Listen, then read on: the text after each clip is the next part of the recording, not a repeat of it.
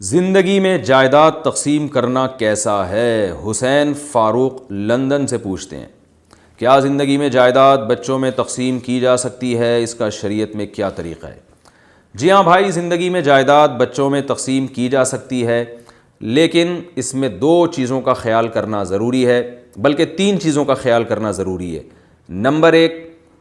اسلام میں جب بھی آپ کسی کو گفٹ دیں گے، ہدیہ دیں گے، تو زبان سے کہنا یا صرف ڈاکومنٹیشن میں اس کے نام ٹرانسفر کر دینا کافی نہیں ہے۔ آپ جب تک وہ چیز اس کے قبضے میں نہیں دیں گے تو گفٹ مکمل نہیں ہوتا، سامنے والے کی ملکیت ثابت نہیں ہوتی۔ مثال کے طور پر یہ میرا موبائل ہے، یہ میرے ہاتھ میں ہے، میں اگر کہہ دوں یہ موبائل میں نے آپ کو دے دیا، یا کسی شخص کا نام لے کے دے دوں کہ میں نے اس کو دے دیا، اور ایک اسٹیمپ پیپر پہ بھی لکھ دیا کہ آج سے یہ موبائل فلاں کی ملکیت میں ہے، تو کچھ بھی نہیں ہوگا جب تک میں اس کے ہاتھ میں نہیں پکڑاؤں گا، ہینڈ اوور نہیں کروں گا، میں ہی اس کا مالک رہوں گا۔ تو اسی طرح پلاٹ میں، مکان میں، دکان میں، ان تمام چیزوں میں قبضہ دینا ضروری ہے۔ ایک بات تو یہ کلیئر کریں۔ اسی سے منسلک دوسری بات یہ کہ قبضہ کہتے کس کو ہیں؟ ہر چیز کا قبضہ اس کے حساب سے ہوتا ہے، اور فقہا نے بیان کیا ہے کہ ایک چیز جو کسی دوسری کی چیز کے ساتھ مشغول ہو اس پہ قبضہ ہو نہیں سکتا۔ مثال کے طور پر میرے پاس ایک تھیلا ہے، شاپر ہے یا تھیلا ہے یا بیگ ہے، میں وہ بیگ کسی کو گفٹ دینا چاہتا ہوں، اور اس بیگ میں میرے کپڑے رکھے ہوئے ہیں، وہ میں بیگ پورا اٹھا کے بھی کسی کے ہاتھ میں پکڑا دوں گا اور وہ اس نے بیگ پہ قبضہ کر لیا، تو شرعاً یہ قبضہ نہیں کہلائے گا، اس لیے کہ وہ بیگ ابھی بھی میرے سامان کے ساتھ مشغول ہے، میرے کپڑوں کے ساتھ اور میرے چیزوں کے ساتھ مشغول ہے، تو وہ بیگ مجھے خالی کر کے اس کو دینا پڑے گا۔ تو ہبۃ المشغول جو ہے نا، جو کسی یعنی واہب کی ملکیت کے ساتھ مشغول ہو، وہ بھی شریعت میں معتبر نہیں ہے۔ تو مجھے وہ بیگ جو ہے پہلے خالی کرنا پڑے گا، پھر تاکہ وہ استعمال کے قابل ہو سکے، اس کو سامنے والے کو جس کو میں گفٹ دے رہا ہوں اس کو اس پر قدرت حاصل ہو جائے، تو یہ قدرت ہوگی اور پریکٹیکلی ہینڈ اوور ہوگا، تو پھر یہ دو شرطوں کے ساتھ یہ قبضہ کہلائے گا۔ اب میں اس کی ڈیٹیل میں جاتا ہوں کہ آپ جب کسی کو مکان گفٹ کرتے ہیں تو مکان میں اگر سامان آپ کا سارا پڑا ہوا ہے، تو جب تک آپ سامان سے خالی کر کے سامنے والے کو ہینڈ اوور نہیں کریں گے، مکان کی چابیاں نہیں پکڑائیں گے، اس وقت تک شریعت اس قبضے کو قبضہ نہیں مانے گی، کیونکہ یہ مکان اصل میں آپ ہی کے قبضے میں ہے ابھی تک، کیونکہ آپ کا سامان اس میں پڑا ہوا ہے۔ اس کی مثال ایسے ہے جیسے مالک مکان آپ سے کہتا ہے کہ مکان خالی کریں، تو آپ نے کیا کیا کہ یعنی مکان میرے قبضے میں دیں، تو آپ نے کیا کیا، آپ کرایہ دار تھے، آپ گھر سے باہر چلے گئے اور آپ کہنے لگے ٹھیک ہے میں نے آپ کے قبضے میں دے دیا اور اگلے مہینے سے میں کرایہ نہیں دوں گا، تو کیا یہ آپ کی بات معتبر ہوگی؟ وہ کہے گا بھائی آپ تو ویسے بھی 24 گھنٹے یہاں نہیں رہتے تھے، صبح آفس جاتے تھے، شام کو گھر آتے ہو، تو 24 گھنٹے تو کوئی بھی نہیں رہتا۔ مکان خالی کرنے کا مطلب یہ کہ اپنا سامان یہاں سے اٹھاؤ، جب سامان یہاں سے اٹھاؤ گے تو پھر میں سمجھوں گا کہ اب مکان میرے قبضے میں آ گیا ہے، تو میرے قبضے میں آئے گا تو میرے لیے قابل استعمال ہوگا، تو میں پھر آپ سے کرایہ لینے کا مجاز نہیں ہوں گا۔ تو سامان جو ہے نا، وہ جب تک شفٹ نہیں ہوتا تو اس وقت تک اسی کا قبضہ سمجھا جاتا ہے جس کا سامان ہے۔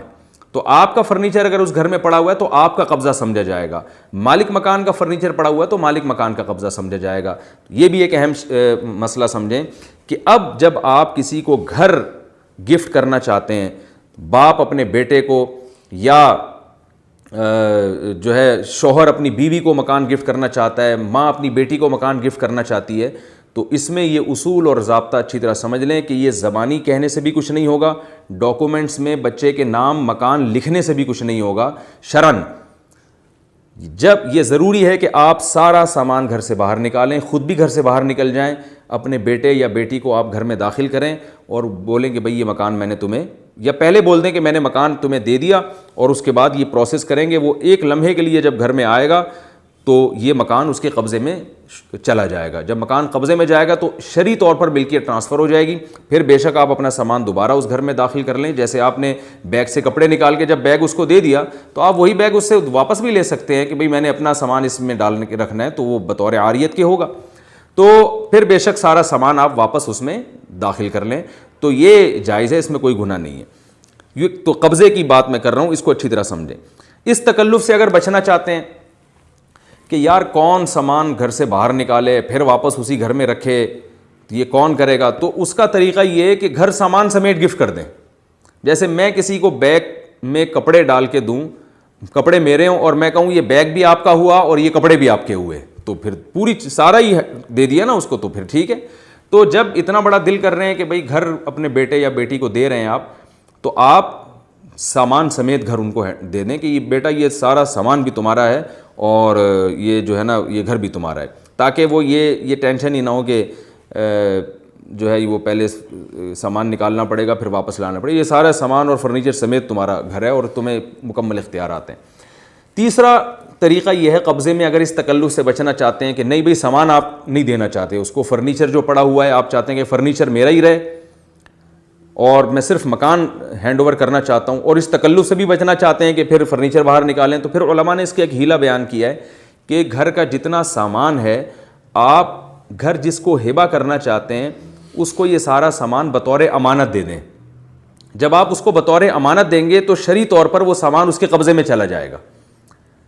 کیونکہ جس کو امانت دی جاتی ہے وہ پھر سامان اسی کے قبضے میں ہوتا ہے. تو سامان جب اس کے قبضے میں جائے گا, پھر جب آپ گھر دیں گے تو وہ گھر کی ملکیت خود بخود ٹرانسفر ہو جائے گی, گھر اسی کے قبضے میں سمجھا جائے گا کہ جس کو آپ گھر ہبہ کر رہے ہیں, کیونکہ وہ سامان آپ کا تو ہے لیکن وہ تو پہلے سے اس کو ہینڈ اوور کر چکے ہیں آپ. تو یہ ایک تدبیر ہے, لیکن اس پر بعض فقہا کو اشکالات ہیں. اس پر میرا بھی ایک جامعۃ الرشید میں نے ایک رسالہ لکھا تھا, مجھے بھی کچھ اشکالات تھے, لیکن بہرحال فتویٰ اسی پہ دیا جاتا ہے کہ یہ ہیلہ اختیار کیا جا سکتا ہے اگرچہ اس پہ کچھ اشکالات ہیں. تو بے غبار طریقے تو وہ پہلے دو ہیں کہ سارا سامان گھر سے باہر نکالیں اور پھر گھر میں لے کر آئیں ہبہ کرنے کے بعد. دوسرا طریقہ یہ گھر سامان سمیت ہبہ کریں. تیسرا طریقہ یہ کہ گھر کا سارا سامان اس کو بطور امانت کے دے دیں اور کہیں یہ جتنا سامان ہے تمہارے پاس امانت ہے, تم اس کی حفاظت کرو, اور اس میں کرنا کچھ بھی نہیں ہوگا, وہ سامان وہیں اپنی جگہ پڑا رہے گا, اور پھر آپ کہیں اس کے میں نے تمہیں یہ گھر گفٹ کر دیا. یہ تیسرا طریقہ ہے, لیکن اس میں بہرحال فقہا کا اختلاف ہے. یہ جب ہے جب آپ گھر کسی ایسے کو ہبہ کریں جو بندہ خود آپ کے قبضے میں نہ ہو, جیسے اپنے بالغ بیٹے کو قبضے میں دے دیا یا بیٹی کے قبضے میں دے دیا. بعض صورتیں ایسی ہوتی ہیں کہ جن میں ہبہ میں قبضہ ضروری نہیں ہے, میں وہ بھی بیان کر دوں. نابالغ بچے کو اگر باپ گھر ہبہ کرنا چاہے تو اس میں پھر یہ ضروری نہیں ہے کہ وہ اپنا سارا سامان باہر نکالے اور واپس گھر میں لے کر آئے. وجہ اس کی یہ کہ نابالغ بچہ خود باپ کے قبضے میں شریعت میں سمجھا جاتا ہے, اور نابالغ بچے کی ہر چیز باپ ہی کے قبضے میں سمجھی جاتی ہے. حتیٰ کہ نابالغ بچے کو اگر کوئی گفٹ دینا چاہے تو فقہا کہتے ہیں باپ کا قبضہ بچے کا قبضہ ہی سمجھا جائے گا. تو وہ بچہ خود چونکہ باپ کے قبضے میں ہے شرعی طور پر,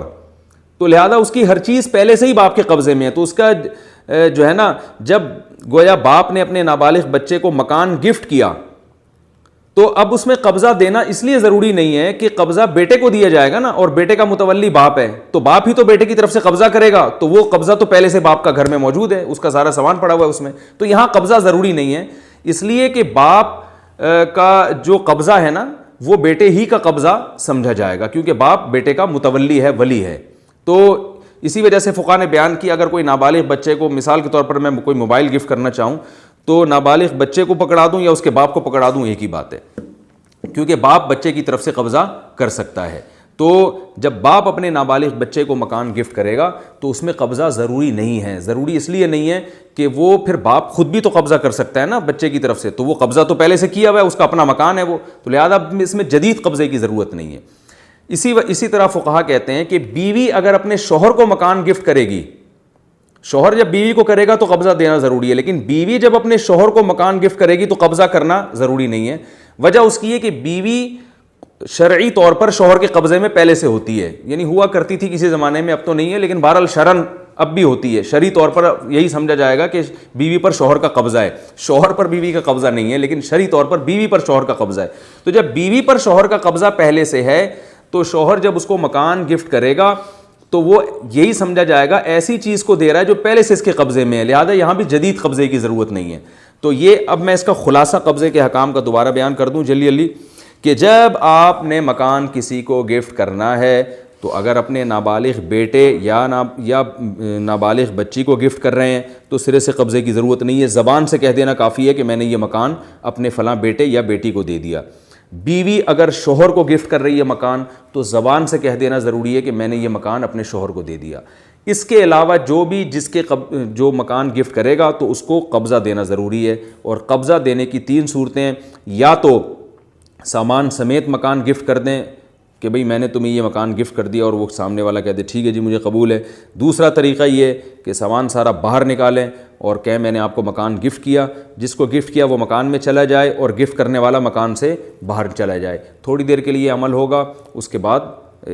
یہ مکان ملکیت میں چلا جائے گا، پھر بے شک سامان واپس لا کے رکھ لیں، خود بھی اس میں رہنا شروع ہو جائیں۔ تیسری صورت یہ ہے کہ وہ سارا سامان جس کو آپ گفٹ کر رہے ہیں مکان، وہ سارا سامان اس کو بطور امانت کے دے دیں، اور یہ کہہ دیں کہ میں نے تمہیں امانت کے طور پر یہ دے دیا ہے، اور جب اس کے قبضے میں چلا جائے گا، امانت میں قبضہ شریعت میں سمجھا جاتا ہے، پھر آپ کہیں کہ میں نے مکان آپ کو گفٹ کر دیا۔ تو یہ 3 طریقوں سے مکان کی ملکیت ٹرانسفر ہوگی۔ اگر یہ آپ نے طریقہ استعمال نہیں کیا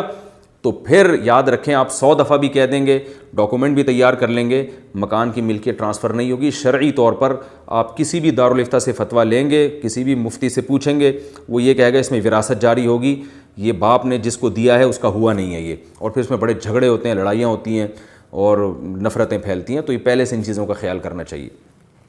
یہ تو ہے کہ باپ اگر دینا چاہے تو طریقہ کیا ہوگا۔ دوسرا مسئلہ باپ کو یہ کرنا چاہیے کہ نہیں کرنا چاہیے، یہ اگلا پروسیس ہے، اگلا مسئلہ ہے۔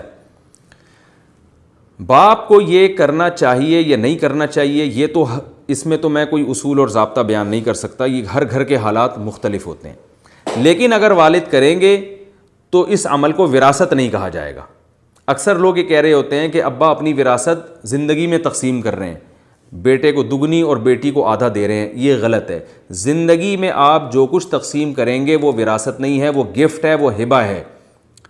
لہذا جب وہ گفٹ ہے تو اس میں گفٹ کے حکام جاری ہوں گے، چاہے باپ نے اس پہ یہ لیبل لگایا کہ میں وراثت زندگی میں بانٹ رہا ہوں، کیونکہ وراثت مرنے کے بعد ہوتی ہے، آپ اس شرعی اصطلاح کو چینج کر نہیں سکتے، کیونکہ اس میں آپ کو اختیار نہیں ہے۔ آپ اگر روزے کو نماز کا نام دے دیں، نماز کو روزے کا نام دے کے وہ حکام اس پہ لاگو کریں تو غلط ہو جائے گا۔ آپ کہیں میں نماز پڑھ رہا ہوں، میں بغیر وضو کے پڑھوں گا کیونکہ یہ نماز ہے، لیکن میں اس کو روزہ کہوں گا اور روزہ بغیر وضو بھی ہو جائے گا، تو بھائی نماز کے حکام میں جو شریعت نے بیان کیے ہیں وہ چینج نہیں ہو سکتے۔ تو شریعت نے ہبہ کے جو احکام بیان کیے ہیں وہ بھی چینج نہیں ہو سکتے وراثت کا لیبل لگا کے، اور جو وراثت کے حکام ہیں اس پہ گفٹ کا لیبل آپ لگا دیں تو وہ گفٹ نہیں بن جائے گا۔ تو وراثت کے حکام اور ہیں، گفٹ کے حکام اور ہیں، چاہے آپ نام ایک دوسرے کو کچھ بھی دے دیں۔ وراثت کے حکام یہ ہیں کہ وہ متعین ہے، بیٹے کو دگنی، بیٹی کو آدھی، بیوی کا 8واں حصہ، باپ کا 6واں حصہ، ماں کا 6واں حصہ، یہ نارملی جو وراثت کے حکام ہیں۔ لیکن گفٹ کے حکام کیا ہیں؟ جب آپ زندگی میں دیں گے تو اولاد میں برابری ضروری ہے۔ رسول اللہ صلی اللہ علیہ وسلم کے پاس ایک صحابی آئے، نعمان بن بشیر رضی اللہ عنہ سے حدیث ہے کہ یا رسول اللہ میں اپنے بیٹے کو غلام ہبہ کرنا چاہتا ہوں۔ آپ نے فرمایا کہ دوسرے کو بھی دیا ہے؟ فرمایا نہیں۔ فرمایا لا اشہد علی جور، میں ظلم پہ گواہ نہیں بن سکتا، لا اشہد علی جور، میں ظلم پہ گواہ نہیں بن سکتا۔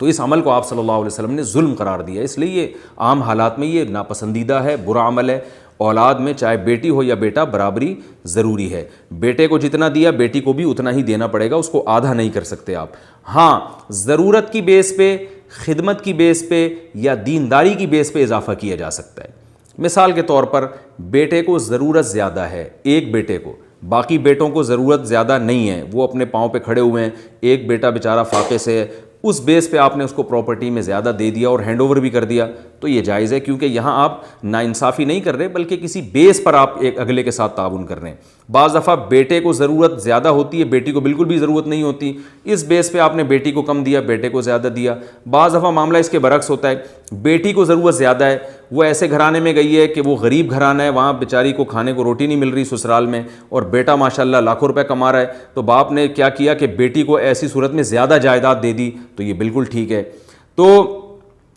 تو ضرورت کی بیس پہ، خدمت کی بیس پہ بھی زیادہ دے سکتا ہے باپ، کہ بھئی ایک نے خدمت بہت زیادہ کی ہے اور ایک نے نالائقی کا اظہار کیا، وہ باپ کی خدمت نہیں کرتا تھا، اس بیس پہ باپ نے زیادہ دے دیا، چاہے وہ بیٹی کو دے یا بیٹے کو دے، یعنی بیٹا اور بیٹی کی بیس پہ فرق نہیں کریں گے آپ، اس بیس پہ فرق کریں گے خدمت کس نے زیادہ کی ہے تو بیٹے کو زیادہ دے دیں۔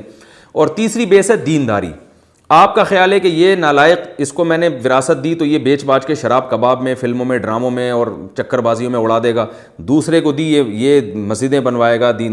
رشتہ داروں پہ خرچ کرے گا، میرے مرنے کے بعد میرے باقی بچوں کا خیال کرے گا، یہ ایک ریلائبل آدمی ہے اور دیندار آدمی ہے، اپنی ذمہ داریوں کو پورا کرنے والا ہے، تو اس بیس پہ آپ نے زیادہ دے دی، یا بیٹی کو اس بیس پہ زیادہ دے دیا کہ وہ دیندار ہے، تو ان 3 بیسس پہ آپ کمی بیشی کر سکتے ہیں۔ 3 بیسس کیا ہیں؟ ضرورت، خدمت اور دینداری۔ اس کے علاوہ آپ بلا وجہ دے رہے ہیں تو زیادہ دے رہے ہیں، تو اس کا مطلب گویا یہ آپ باور کرا رہے ہیں کہ یہ میرا سوتیلا ہے اور یہ سگا ہے، تو یہ غلط ہے، شریعت میں اس کو پسند نہیں کیا گیا۔ تو اس بیس پہ آپ زندگی میں جائیداد تقسیم کر سکتے ہیں۔